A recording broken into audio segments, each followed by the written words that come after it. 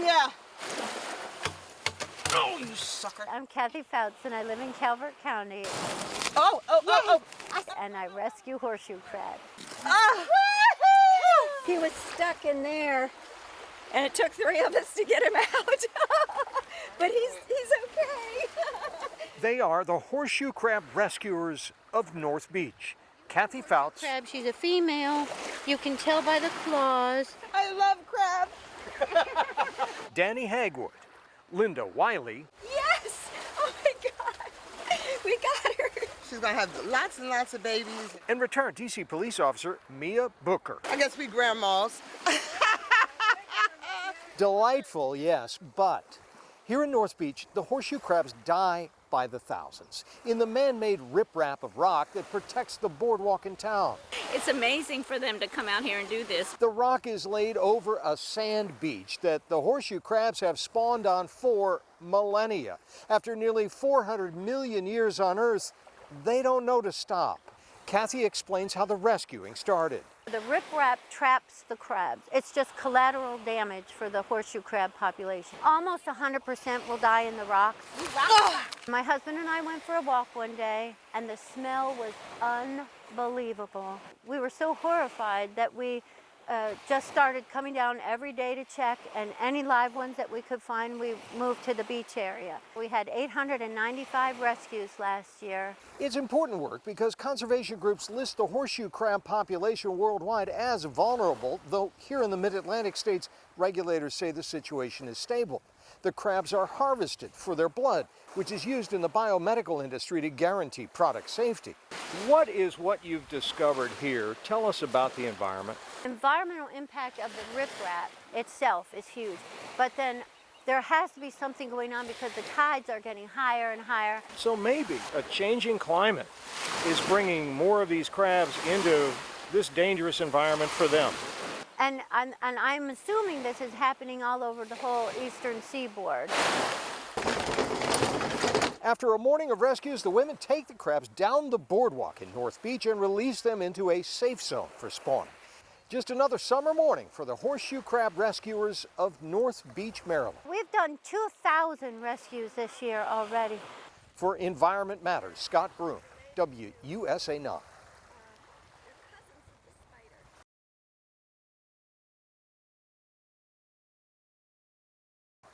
The horseshoe crab rescuers of North Beach, Maryland. I'm Scott Broom for Environment Matters on the Chesapeake Bay in Calvert County, Maryland. Coming up, the story behind this group of women who are on a serious conservation mission.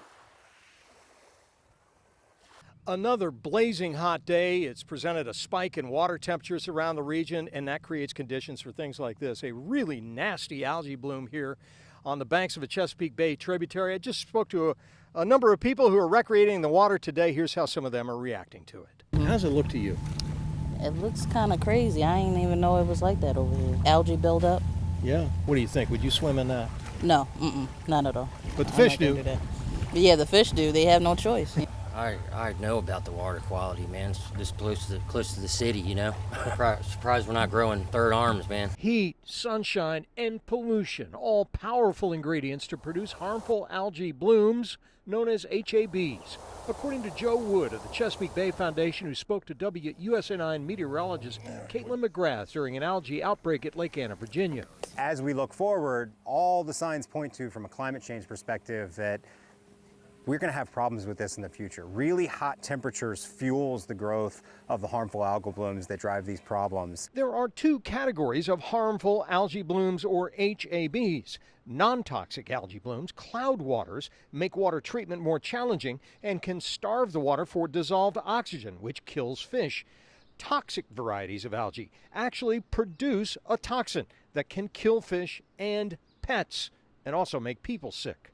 Regardless of the type, experts warn that when you see masses of algae growing in hot, stagnant water, it's time to be alert and keep kids and pets away on the chance a toxic bloom has not yet been reported and is underway. Veterinary experts have shared advice on what to look for if a dog's been playing in stagnant water with algae around. Neurologic signs are one that we're looking for, so tremors, drooling, twitching, just generalized malaise. Vomiting is never normal. So if you're seeing signs like that, if they're, refusing dinner, then I would seek veterinary attention. Authorities in Virginia, D.C., and Maryland, as well as all our water utilities, spend a lot of time monitoring for the potential of toxic algae, and they do issue advisories when it happens. So that is something to watch out for. Already this season on Lake Anna in Virginia, there have been toxic algae advisories. From the shores of the Chesapeake Bay, Scott Broom, WUSA 9.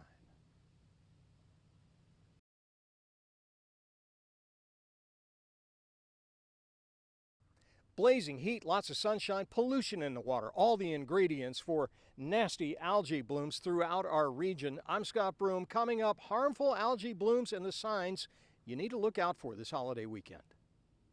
If there's a bright spot in Chesapeake Bay restoration, it is oysters. The St. Mary's River here is one of 5 oyster sanctuaries in Maryland, and the darn things are growing on just about every rock and dock piling you can see here at St. Mary's College of Maryland.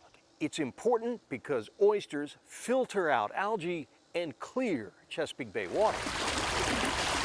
Oysters, I feel like, are the way we're going to save the bay. Today, restoration workers with the Chesapeake Bay Foundation were busy planting more. You can see there's several dozen right here. They're very tiny.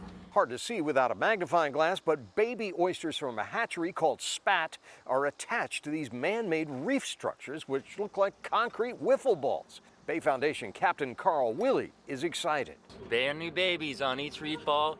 By the end of today, they'll be all in the water, cleaning up the Chesapeake Bay. 600 of these balls will be planted here with more than 100,000 baby oysters by next year or earlier. We'll actually be able to see some of the reef balls down on the bottom. Bay Foundation Captain Bart Jager pointed out reef balls sticking out of the muddy bay bottom. And that's important because it's layers of life-choking mud and sediment from decades of farming and development that have smothered a lot of the Chesapeake's oyster beds. They need something hard, like the reef balls, to stick to. Kelly Fiala is the restoration coordinator. So by casting them in these kind of igloo-like structures, you're getting the oysters up and out of that muddy bay bottom. Additionally, you've got those holes in there that allows water to flow through, bringing food for those oysters on the inside and just becoming incredible fish habitats. There's adaptation and there's mitigation. Julie Lickey, the Maryland Coast resource scientist for the Chesapeake Bay Foundation, talked about the climate resiliency of projects like this. These reef balls allow these oyster reefs to persist past some of the challenges of climate change, and sedimentation is a big one. The reef balls help adapt our oyster reef restoration process to include thinking about climate change and making sure that this is a sustainable reef. Pretty cool, and the idea is to eventually get the oysters to grow on their own and build up natural reefs on generations of natural shell that will rise with the sea level, hopefully faster than sediment can cover them up. Combined, Maryland and Virginia are nearing their goal of having at least 2,300 acres of restored oyster beds on the bottom by the end of 2025. At St. Mary's College of Maryland, Scott Broom, WUSA 9.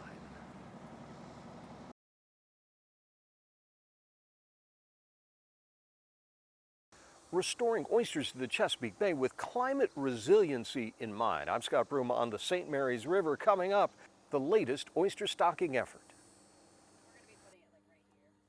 For decades, the focus of water pollution control was inadequate sewage treatment plants and toxic releases from industry. But colossal investments in cleanups have achieved improvement. Not so with stormwater runoff in the Chesapeake region. Quote, urban and suburban stormwater runoff is the only major source of pollution that is continuing to increase, according to a NASA Earth Observatory report, especially in an era of climate change where episodes of extreme downpours and flash flooding are on the rise. According to a Citizen's Guide to Stormwater Management in Maryland, quote, runoff from impervious surfaces carries a witch's brew of pollutants, nutrients, sediment, oil, and toxic chemicals into streams, rivers, and ultimately to the Chesapeake Bay. This is called a microbial retention area.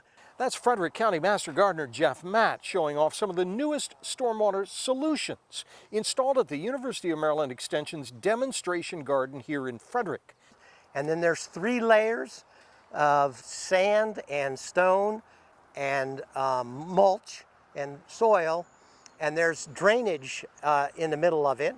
And then it's planted with native plants. It catches the water, filters it, and then it takes it back down into that area, which is actually a wetland area. Impervious surfaces here are the parking lots and rooftops. It has a lot of different chemicals and pollutants that are picked up as it comes across the asphalt. Jeff showed me other solutions, a storm drain with planters installed. The root system helps filter the water, and rainwater capture systems. What we're demonstrating here is how to capture the rain that comes off the roof of this rather large building. The stored runoff is used to water landscapes, shrubs, though not the veggies because of the pollution. An inexpensive rain barrel here demonstrates the same principle on a scale homeowners can relate to. And instead of concrete walkways here, all the paths allow water to soak in. You reduce the amount of water that will ultimately end up in streams and rivers and into the bay. The key principles in stormwater management is to slow down the runoff, divert it or hold it back, and then give it a place to soak in. But that's not an easy thing because there are millions of rooftops, parking lots, and other impervious surfaces spread all over that need retrofitting. We need the rain, but the experts say we also need lots more stormwater management to get this growing source of pollution under control. In Frederick County, Maryland, Scott Broom, WUSA 9.